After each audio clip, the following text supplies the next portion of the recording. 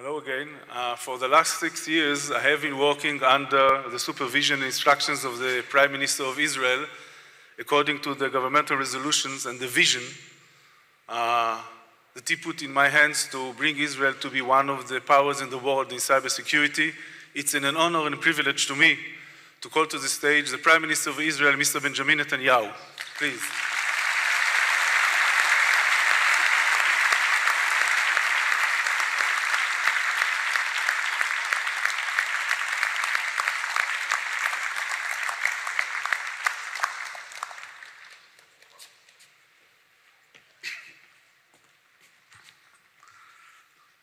Thank you. It's good not to see you.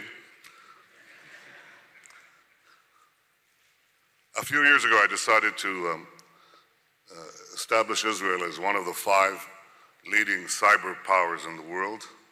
And I think by all accounts, we're there.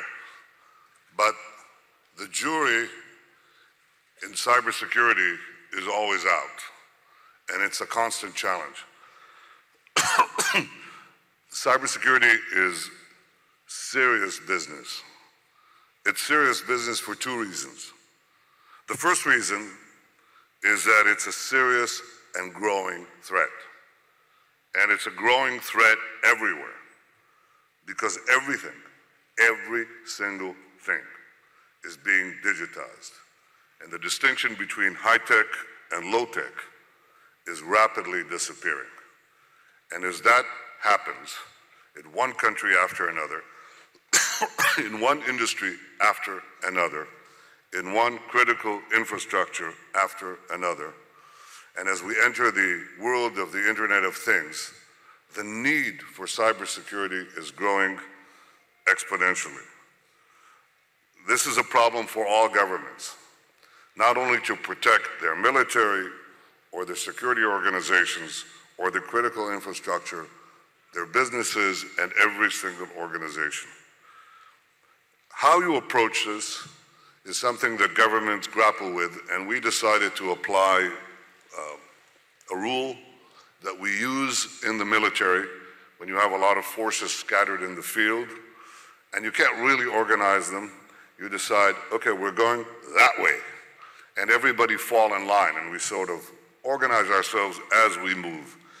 Our decision in this case was to create a National Cyber Defense Authority, and we are organizing them around a cybernet so that everybody has secure information between the government and the various organizations and the business organizations. We can communicate in a secure way, and the parties inside the net can communicate with each other, not only to respond to attacks, but to prevent them by early warning, to prevent them also by guidance, by teaching a systemic doctrine to the extent that you can be systemic in this business. We are experiencing every month dozens of cyber attacks on the national level, and at any given moment, including right now, there are probably 3 to 5 attacks on the national level that emanate from various sources, the usual suspects and a few others. So we have set up our own system. It's constantly evolving, and the 100 or so big companies that have joined and organizations that have joined the cybernet is growing. More will follow. I predict at the end just about everybody will be there because everyone needs it. And we're ready to cooperate with other countries. We're ready to cooperate with other governments because in general, again, with some reservations, we're better together. The second reason why cybersecurity is serious business is because it's a great business. Because it's growing geometrically.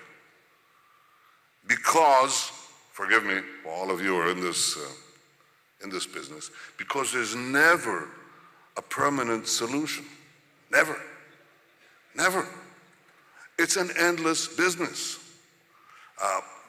You remember that, any of you old enough to remember Mad Magazine? Remember Spy versus Spy? You know, this is spy versus spy, except that it's done at a very fast pace, which is constantly increasing. So the battle for market share in a fast-growing market is open to anyone, although there are certain requirements and I think certain barriers to entry. But this produces an endless crop of companies. We in Israel have, I don't know, I haven't counted, 600, 700 startups, and they're continuously added and weeded out, added and weeded out. This is a fast, geometrically rising market, and you have to be chess players, except you have to be speed chess players in this. This is what Israel excels in, and this is why it's a great advantage today in this business to come from Israel. Let me say a few words in Hebrew to people. פעם זה היה חיסרון לומר שאתה בא מישראל. היום, כשאתה מדבר על סייבר או על טכנולוגיה מתקדמת, זה יתרון לומר, אני חברה ישראלית. יתרון גדול. רוצים אותנו בכל העולם, ומכל העולם באים הנה. למשל, עכשיו יהיה כאן ביקור של ראש ממשלת הודו, אחד מראשי הממשלה החשובים בעולם, עם הכלכלה השלישית בעולם, שגדלה במהירות. הוא רוצה בהידוק היחסים בישראל בהרבה תחומים, במים, בחקלאות, בבריאות, אבל גם בסייבר, ויש לו סיבה טובה מאוד לעשות את זה. I just said that, do you have translation as I talk? No? Okay. So I just said that most of the governments, in fact, all of the governments in the world that I come into contact with want cooperation with Israel on high-tech, and just about every one of them wants cooperation with us on cyber technology and cybersecurity technology. And of course, this is going to come to full expression in the upcoming visit of the Prime Minister of India, my friend Narendra Modi, who's coming here in a few days. We look forward to receiving him. This is an expression of the change in Israel's status. There used to be a thing called the Arab Boycott. You remember that? Well, that's dissipated for many, many reasons, strategic and others, but the prominence of Israel in the technological field and in the cyber field has made Israeli companies very, very attractive. So because we have a lot of speed chess players, because we have hundreds of startups, because we have demonstrable success in providing solutions for a while in this rapidly changing sphere, Israel has become an attractive target for cybersecurity investment. And I think if I tally it, roughly as we could see, 2016, we have about 20% of the global private cybersecurity investment around the world. The fact that you're here in this conference means that you recognize that simple fact. So here's the end of my brief speech. Cybersecurity is serious business. It's a serious threat, and it's big business. And I want to thank you all for coming to do cyber business here in Israel. Seriously, thank you.